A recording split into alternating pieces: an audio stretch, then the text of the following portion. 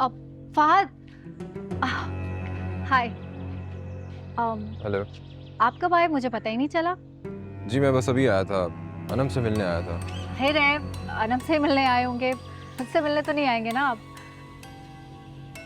मैं चलता हूँ। अरे क्या हुआ?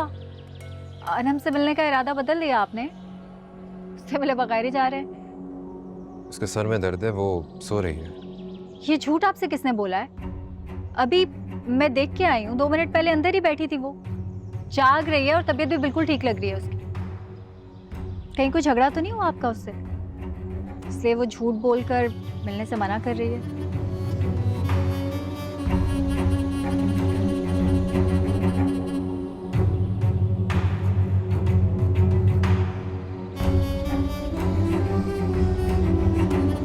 फहद भाई से मुलाकात ही नहीं की, बल्कि मुझसे झूठ बुलवाया और उनको घर से भेज दिया। अनम, अनम इधर आना बेटा। जी मामा। अनम बेटा, तुम क्या चाहती हो आखिर? क्या बात है, क्या किया अनम ने मॉम? क्या किया अनम ने? अपने हाथों से अपनी जिंदगी खराब कर रही है ना? मैंने आखिर ऐसा किया क्या है?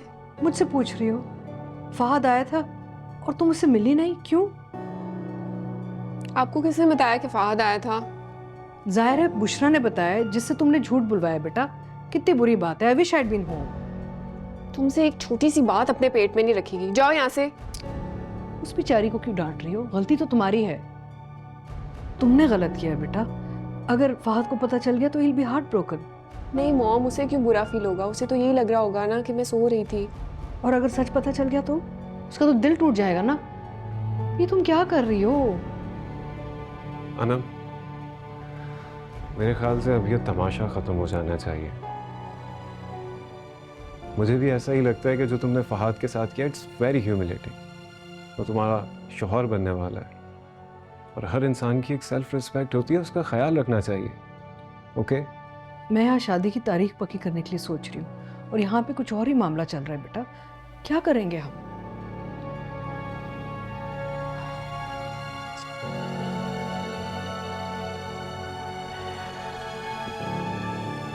दोबारा नहीं करना है, ओके?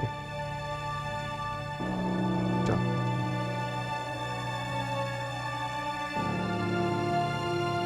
सचिन, अरे बाहर चलो। क्या बेटी ना एक दूसरे के बाल नोच रही है, चलो। अरे आप चिल करें, इधर बैठे। मैं जानती हूँ अनम की क्लास हो रही है, क्योंकि नवाबजादी ने फहद से मिलने से ही मना कर दिया। और अभी तो उनको ये नहीं पता कि मैं फहद को जाके पहले ही सब सच बता आई। ये अच्छा काम किया तुमने फहद। वैसे ये फहद लड़का जो है ना, ये हमारे काम आ सकता है। तुम इसे कहो ना, कोई रास्ता निकाले, कोई तरकीब बताए कि तुम ऑफिस में कैसे घुस सकती हो।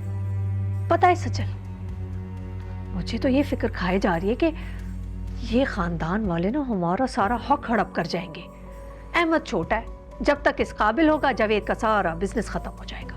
लेकिन अम्मी, फहद क्यों करेगा हमारी मदद? उन्हीं का रिश्तेदार है ना वो। मुझे नहीं लगता वो हमारी हेल्प करेगा, हमें खुद ही कुछ करना पड़ेगा। ठीक है, लेकिन बात करने में क्या हर्ज है? तुम एक दफा बात तो करके देखो ना।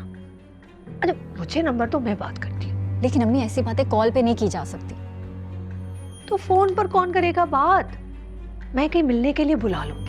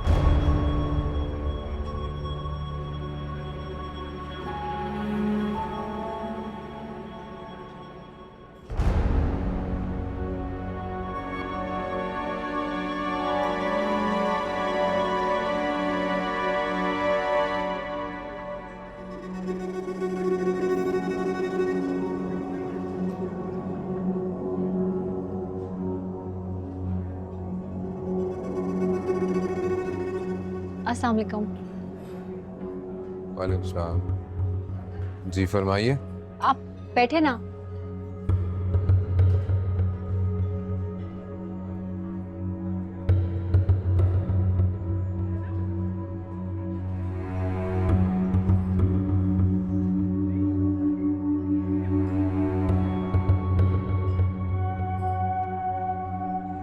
आपको मुझसे ऐसी कौन सी जरूरी बात करनी थी जो फोन पर नहीं हो सकती थी, जिसके लिए आपको मुझसे मिलना जरूरी था?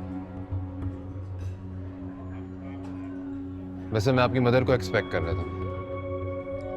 मैं जानती हूँ कि आप मुझसे मिलना बिल्कुल भी नहीं चाहते, और अम्मी के बहुत इंसिस्ट करने के बाद मजबूर हो के आप यहाँ पे आए। आपको जरा सा भी अंदाजा है कि आपकी वजह से मेरे और अनम के दरमियान 1000 बार मिसअंडरस्टैंडिंग्स क्रिएट हो चुकी हैं। ट्रस्ट मी, डर लगने लगा है मुझे अब आपसे। लेकिन मैंने कभी भी इसकी कोशिश नहीं की फहद। इनफैक्ट मुझे हमेशा बहुत दुख होता है जब जब अनम मेरी वजह से आपसे झगड़ा करती है। एनीवेज, आप वो बात करें जिसके लिए आपने मुझे यहाँ बुलाया। फहद, आपको पता है ना कि अम्मी के और अहमद के बाबा के बिजनेस में उतने ही शेयर्स हैं जितने इन सब के हैं। अब अहमद बहुत छोटा है, पढ़ रहा है, और मेरी अम्मी, उनको तो बिजनेस की समझ ही नहीं है। अब ये दोनों चाहते हैं कि मुझे अपनी जगह नॉमिनेट कर दे ताकि एटलीस्ट मैं ऑफिस जा पाऊँ, लेकिन नवीद ऐसा होने ही नहीं दे रहा। वो लिसन, मुझे ना इन सब चीजों में ड्रैग करने की जरूरत नहीं है, अंडरस्टैंड? ऑलरेडी मेरे और अनम के दरमियान ये सब कुछ सिर्फ इसलिए हुआ है क्योंकि मैंने तुम्हारी मामूली सी साइड ली थी। तुम ये सोच भी कैसे सकती हो कि मैं नवीद भाई और उनकी फैमिली के अगेंस्ट जाकर तुम्हारी हेल्प करूंगा? अरे फहद, आप बिल्कुल गलत समझ रहे हैं। आपको गलत फहमी हो रही है। मैं तो ऐसा बिल्कुल भी नहीं चाहती। मैं तो सिर्फ आपसे मशवरा लेने आई थी। मशवरा? मशवरा करना है ना तो अपने लॉयर से कीजिए जाकर, अंडरस्टैंड? तो बराए मेहरबानी दोबारा मुझसे ना कांटेक्ट करने की जरूरत नहीं है। और एक बात मेरी याद रखना, तुम्हारी वजह से ना मैं अपना और अनम का रिश्ता दांव पर नहीं लगा सकता। I hope you understand very well. आपका और अनम का रिश्ता कैसा है ये मैं बहुत अच्छे तरीके से जानती हूँ, और प्लीज अपने इस टूटे फूटे रिश्ते के बिगड़ने का इल्जाम मुझे तो बिल्कुल मत देना। मैंने तो कभी उसको तुमसे सीधे मुंह बात तक करते नहीं देखा। तुम्हें जब भी देखा है उसकी मिन्नतें करते, उसको मनाते, या फिर बिला वजह में शर्मिंदा होते ही देखा है। तो तुम्हें क्या प्रॉब्लम है? ये मेरे और अनम का पर्सनल मैटर है, that's none of your business. मुझे क्या प्रॉब्लम होगी, लेकिन मैं ये समझ सकती हूँ कि तुम इतने झुके हुए क्यों रहते हो अनम के आगे। और तुम्हें एक बात बताऊं, तुमसे ज्यादा इज्जत ना वो अपने घर के मुलाजिमों की करती है। You just shut up. बिना सोचे समझे बड़बड़ किए जा रही हो। मैंने तो जो देखा है मैं सिर्फ वही बोल रही हूँ, और यही होता है अपने से ज्यादा अमीर और रईस घर की लड़कियां फंसाने वाले लड़कों के साथ। ऐसी जिल्लत आती है उनके नसीब में जैसी तुम्हारे आ रही है।